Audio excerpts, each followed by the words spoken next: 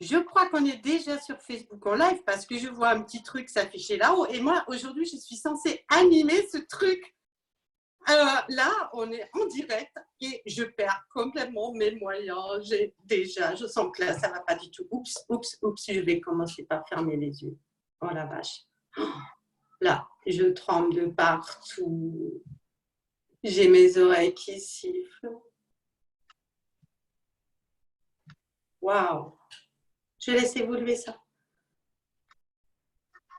Waouh, mon cœur qui bat à fond la caisse. Qu'est-ce qui m'a pris? Oh waouh, mon cœur.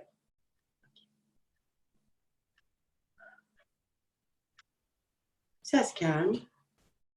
Je sens que ça descend dans tout mon corps jusqu'à mes pieds. Waouh. Bonjour tout le monde. On est en direct sur Facebook. Salut. Bonjour, bonjour. Le thème aujourd'hui, c'est de savoir comment savoir qu'on est en perturbation. Alors, Sophie, je crois que tu avais un truc là-dessus. Justement, ça va mieux là? Bon, toi, ça va mieux? Ouais, là, ça va. Mais t'étais complètement bloquée, non? Ah ouais, complètement. Alors, j'avoue que là… non, mais t'arrivais pas à aligner deux mots, quoi. Tu cafouillais, En fait, je comprenais plus rien. Je savais même plus trop ce que je faisais là. Mais le fait d'avoir écouté ce qui se passe dans mon corps, là, ça va. Bon, et c'est ça, être en perturbation. C'est ça, être en perturbation. Eh bien, c'est exactement ça. En tout cas, pour moi, là, c'était clair. Là, c'était clair. Et tu aurais pu le faire complètement toute la séance avec le blocage, à ton avis? Non, je crois que je serais carrément partie. En fait, je pense que j'aurais dit je ne peux pas le faire. Je pense que j'aurais éteint peut-être mon portable. J'aurais dit je ne peux pas le faire. Ouais, c'est pas pour toi. C'est pas pour toi. Les autres, ils sont bons pour ça. Toi, tu n'as pas la compétence. Tu ne peux pas faire un truc comme ça. C'est pas comme ça, toi. Ben là c'est OK. Je pense que je pourrais peut-être même le refaire demain. On verra, tiens. Mais en fait, être en perturbation, en fait, ça arrive plein de fois. Et puis, réguler, c'est bien. Mais en fait, comment on sait comment on détecte qu'on est en perturbation? Parce que des fois, en fait, des trucs comme ça arrive tout le temps, quoi. Enfin, moi, ça arrive tout le temps d'être bloqué, de ne pas savoir, ou de ne pas avoir les mots, de ne pas savoir quoi dire. Ça arrive tout le temps, quoi. Moi, quand je suis bloquée, du coup, quand je crois être bloquée ou que j'ai un doute, du coup, je ferme les yeux et je regarde s'il se passe quelque chose. Et parfois, il se passe rien. Et puis parfois, il se passe quelque chose. Je me dis, au pire, je vais voir ce qui se passe. Au pire, c'est gagné pour la suite. Et au pire, il ne se passe rien. Et puis, je suis juste pas du tout bloquée et je continue, en fait. Ouais, pour moi, ça peut être ça. Ouais, le problème, c'est de se rendre compte qu'on est bloqué, en fait. C'est Natacha qui, depuis des années, utilise cette technique, qui sait, qui va quand même aller jusqu'au dernier moment, alors qu'elle aurait pu le faire avant, elle aurait pu le faire en différé, mais parfois, c'est sur le moment même, mais on a du mal à s'en rendre compte, quoi. Donc, c'est toute la difficulté de se rendre compte qu'on est bloqué, qu'on est perturbé, qu'on n'est pas juste en colère ou juste triste, quoi. Moi, personnellement, j'ai plutôt tendance à utiliser les mots que quand je m'entends dire certains mots, quand j'entends les intonations, c'est-à-dire que s'il y a quelque chose, voilà, moi je suis un peu grossière, alors ça va me casser les couilles, mais ça me casse les couilles, puis je passe à autre chose. Mais si putain, ça me casse les couilles, là je me dis, là il y a une attention, là, il y a un truc là qui est monté, vraisemblablement pour la personne d'ailleurs à côté de moi, c'était ce message-là. Et là, quand je m'entends là, qu'il y a de la violence dans ma manière de parler, je me dis que peut-être il faut que je ferme les yeux. J'ai besoin d'avoir ce petit truc avant pour me rendre compte qu'il faudrait peut-être que je ferme les yeux. Ça peut être aussi, par exemple, quand tu dis, mais en fait, c'est ma personnalité. Moi, je ne parle pas en public, c'est mort, quoi. J'y arrive pas, moi, je suis timide. J'ai toujours été comme ça, de toute façon, c'est simple. Et à l'école, c'était comme ça. Dans mes professions, c'était comme ça. Et je ne ferai jamais un seul live et c'est mort. Donc ça c'est un indice. Ouais, et il ne faut pas oublier que la régulation, c'est tout nouveau. Se rendre compte que nos émotions, on peut les libérer pour qu'elles puissent garder leur fonction de protection, c'est tout nouveau. Nos parents, ils ne nous ont pas éduqués comme ça. Quand on pétait un câble, ils pouvaient nous dire « Ah ben oui, non, mais elle est colérique. Ah ben non, elle, c'est une peureuse, c'est une peureuse. » Parce qu'ils ne savaient pas comment faire pour nous permettre de réguler. Maintenant, on sait. Ouais, donc en quelque sorte, ça veut dire qu'aujourd'hui, on peut très bien prendre comme repère ce qu'on faisait avant. Avant, on gérait quand on était en perturbation. Donc, si je vois qu'aujourd'hui, je vais gérer un truc, et ben là aussi, si je m'observe en train de gérer, par exemple, je sais pas, je vais me prendre du chocolat parce que je me sens pas bien ou je sais pas quoi, je peux me dire, ah tiens, je suis en train de gérer. Au lieu de gérer, je pourrais aller voir ce qui se passe dans mon corps. Mais ça peut être dangereux de revenir dans son corps pour certaines personnes aussi. Enfin, moi, je vois, il y a des fois où j'ai l'impression d'être dans une émotion tellement forte à l'intérieur que si je vais voir dans mon corps, c'est comme si c'était décuplé, amplifié en fait.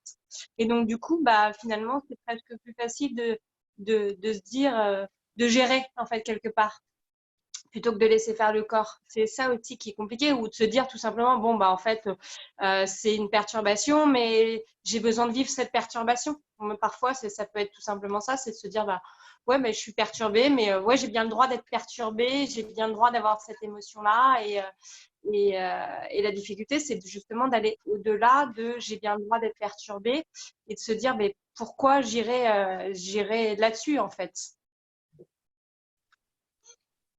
En fait, peut-être qu'on se rend compte qu'on gère a posteriori.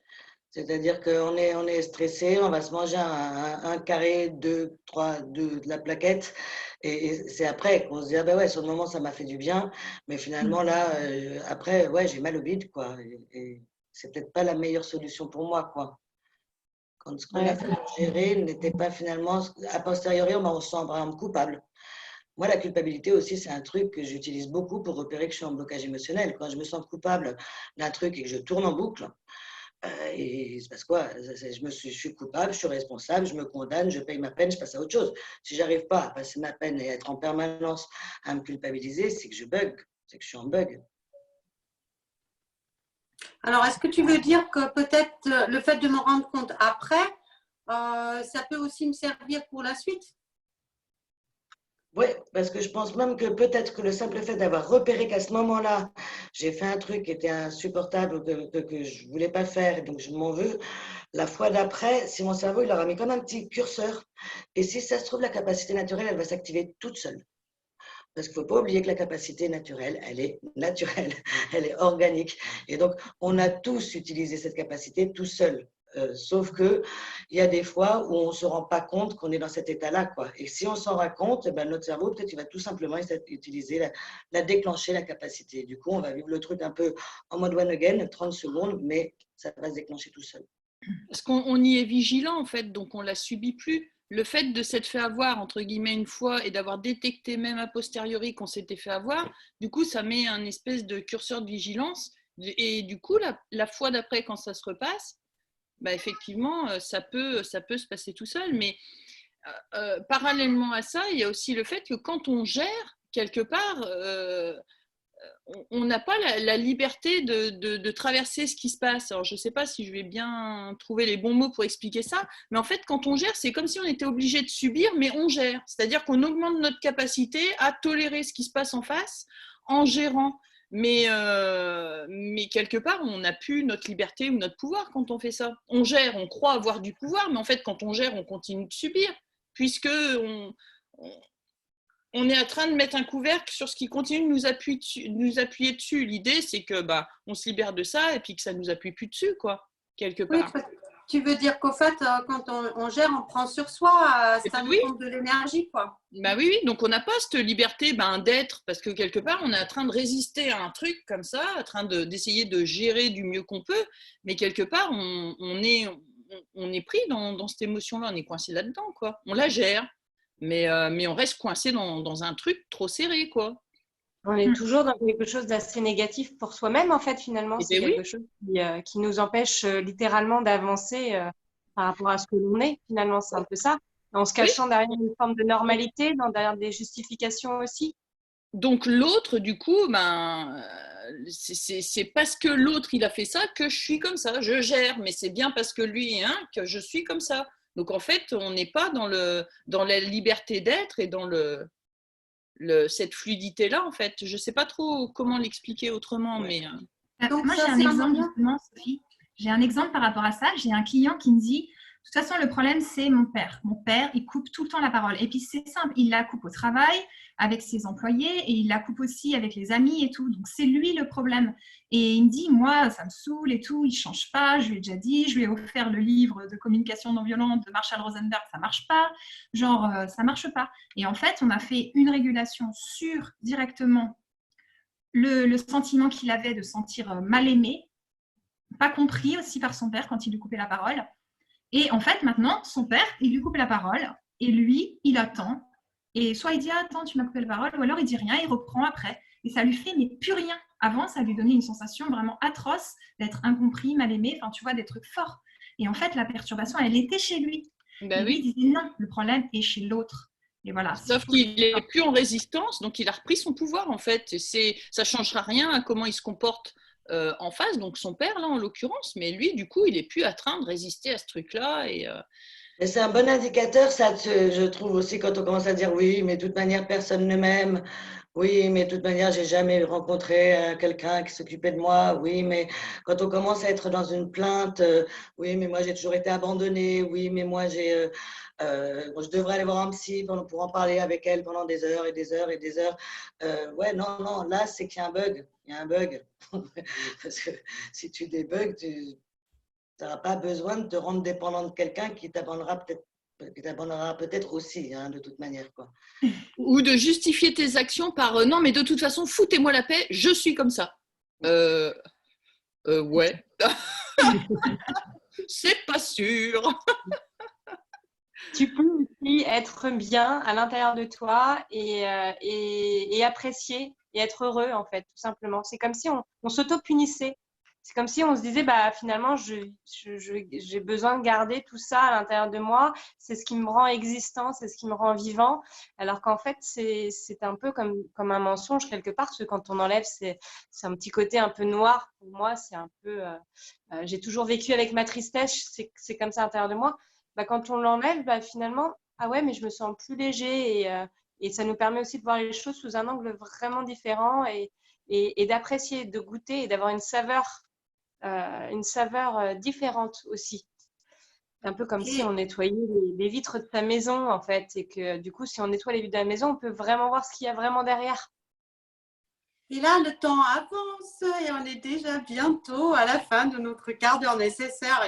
Et Glantine, justement, une fois qu'on a repéré qu'on est en perturbation, tu peux nous remontrer comment on doit faire, s'il te plaît. Ouais. Alors, du coup, moi, j'aime bien utiliser l'image du sens interdit qui est juste là, pour pouvoir résumer un petit peu ce qui nous perturbe. C'est un peu ce sens interdit, c'est comme si on se mettait soi-même une interdiction de pouvoir avancer. Donc, c'est quand, du coup, on ressent qu'on est bloqué, qu'on a des tensions, comme on a pu dire, et du coup, ça peut venir de pensées qu'on peut avoir sur soi, des croyances, ça peut avoir pas mal d'origines.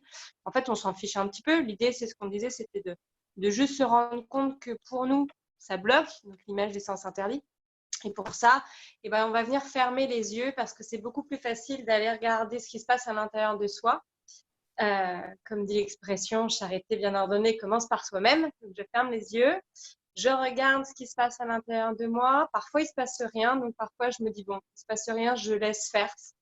Peut-être qu'il va se passer quelque chose. Ça peut être vide, ça peut être noueux, ça peut être cotonneux, ça peut être de différentes façons. Et je regarde ce qui se passe d'autre dans mon corps. Vraiment, cette deuxième empreinte qui est importante. Et une fois que j'ai bien les deux empreintes, eh ben, je mets mon cerveau au service de ce qui se passe dans mon corps. Et donc, je dirige vraiment mon cerveau pour qu'il laisse faire. Il laisse faire le corps. Et le corps, il sait faire. Donc, il va reprendre naturellement, il va soigner. Il va cicatriser tout seul ce qui gêne, ce qui bloque, ce qui est désagréable dans le corps. Et on laisse évoluer, on laisse faire dans le corps et ça évolue. Alors, ça évolue de façon agréable ou pas forcément toujours agréable, mais en tout cas, ça évolue. Et quand ça s'apaise, au bout de moins de 2 minutes, ça s'apaise. Parfois, ça s'apaise en 2 secondes.